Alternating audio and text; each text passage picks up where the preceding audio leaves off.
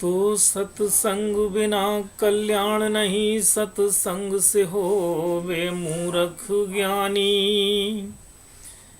कंद के संग में मूल बिके, और दूध के भाव बिकावत पानी। कंद के संग में मूल बिके, और दूध के भाव बिकावत पानी।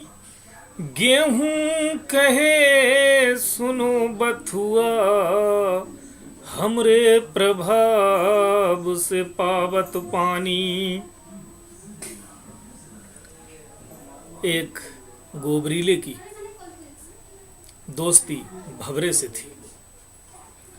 भंवरा जैसे कि आप जानते हैं कि फूलों के रस पे बैठने का शौकीन होता है, और जो गोबर का गोबरीला है वो गोबर के ढेर पर बैठता है और उसी ढेर पर बैठकर गोलियां बनाता रहता है और समझता है कि बहुत बड़ा काम कर रहा है।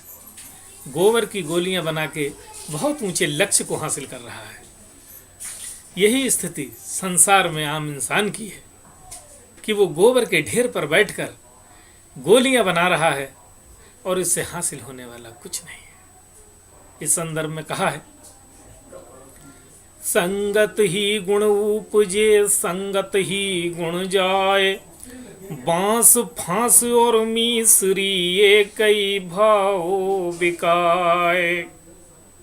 संगत से ही गुण उत्पन्न होता है, संगत से ही गुण जाता है। बांस की फांस और मिस्री में धरती आसमान का अंतर है, लेकिन दोनों की जब संगत हो जाती है तो लोग लकड़ी को भी मिस्री के भाव खरीद लेते हैं। दूसरे ढंग में आप समझिए कि जब हम आइसक्रीम खाते हैं उसमें भी डंडी बांस की लगी हुई होती है। उस डंडी की कीमत भी आइसक्रीम वाला हमसे चार्ज करता है, लेकिन आइसक्रीम की संगत करने से वो बांस की डंडी भी उसी कीमत में बिक जाती है। तो भंवरा गोबरीले से एक दिन कहता है कि तुम रोज यहाँ गोबर पर बैठते हो, चलो मेरे साथ, मैं तुम्हें कुछ सैर कराता हूँ चमन की। तो गोबरीले ने सोचा कि कहाँ मैं इसके साथ जाऊँगा, और नाना प्रकार के बहाने करने लगा।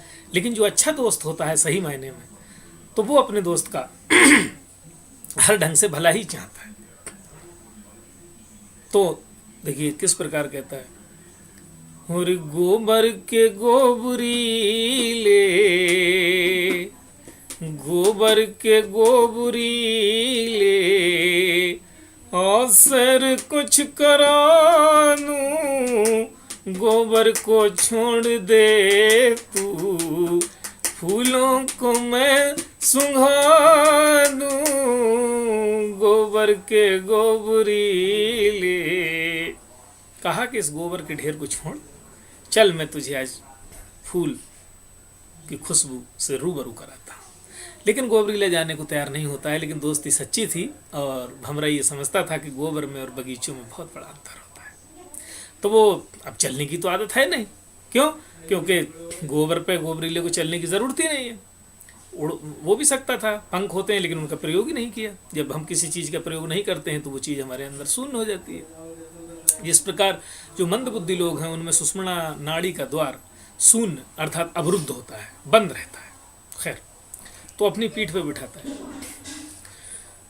बोले चला उड़ा के फूली जहाँ थी चंपा, खुशबू थी जहाँ की न्यारी, आया हवा का झोंका।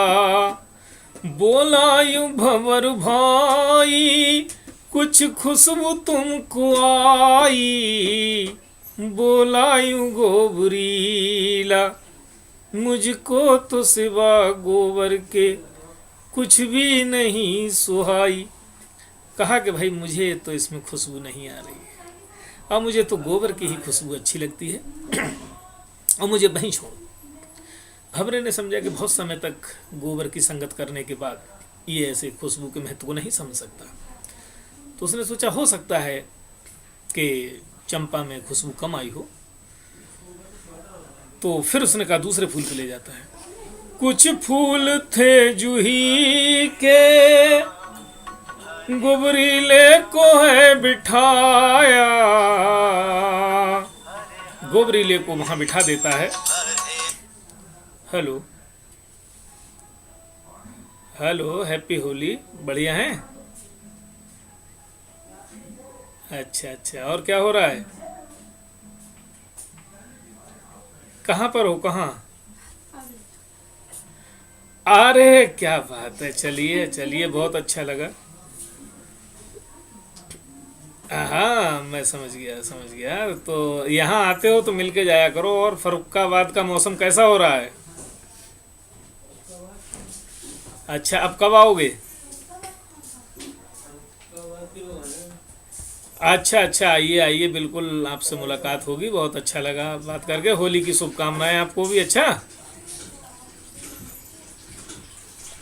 ओके ओके ओके ओके, सबके आओ, आपको मिलवाते हैं। अच्छा, और रहा आपकी रामपुर आना। अच्छा, जी जी जी जी, अच्छा, नमस्कार। Okay okay. तो उसने सोचा कि हो सकता है चंपा के फूल में खुशबू कम हो, तो वो दूसरे फूल पे ले जाता है, जूही के फूल पे ले जाता है। तो कुछ फूल थे जूही के, मौसम में था निराला। गोबरीले ने ये समझा, निकला मेरा दिवाला। सुन रहे हैं आप लोग? सोचा कि मेरा तो दिवाला निकाल दिया इसने। क्यों? क्योंकि वो फूलों की खुशबू से महरूम था। गोबर की ही खुशबू उसको आती थी, वही अच्छी लगती थी। अब भमरे को बड़ा गुस्सा आई, बड़ा क्रोध आया। उसने कहा कि इतने चमन में घुमा दिया, बगीचों में घुमा दिया, क्यों नहीं खुशबू आ रही है? भमरे को क्रोध आया, उसको क्रोध आ गया और बोला कि ऐसा है कि मैं अब तेरी जामा तलाशी लेता हूँ। इतने चमन में मैंने तेरे को घुमा दिया, अच्छे अच्छे से चमन में घुमा दिया, लेकिन खुशबू नहीं आई। गुस्सा आ गई। उन्होंने कहा कहीं ना कोई ना कोई कारण है। भमरे को क्रोध आया, बोला कि तू हठीला, तू गंदगी का कीड़ा, आखिर तू गोबरीला। जामा तलाशी लेकर भाई की पोल खोली, मुंह में दबी हुई थी गोबर की एक गोली।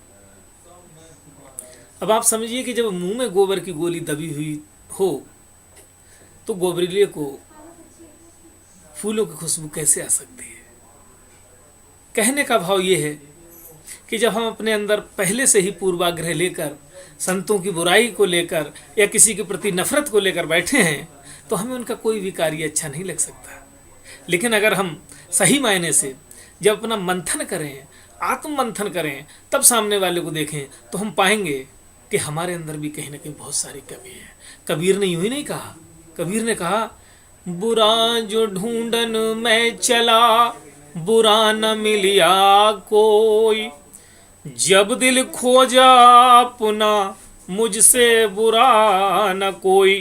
क्या कहते हैं कबीर साहब? कि पूरी दुनिया में तलाशता रहा, बुरा जो ढूंढन में चला, बुरा न मिलिया कोई। सही मायने में जब हम अपने दिल को देखें, अपने सीने पर हाथ रख के देखें, तो हम पाएंगे कि जिनसे हम बहुत नफरत करते हैं, जिनके काम में हम कमी निकालते हैं, जिनको देखते ही हम बुरी टिप्पणी करते हैं, वो हमसे कई मायने में काफ़ी अच्छे हैं। हमको खुद आत्म मंथन करने की ज़रूरत है। नमस्कार।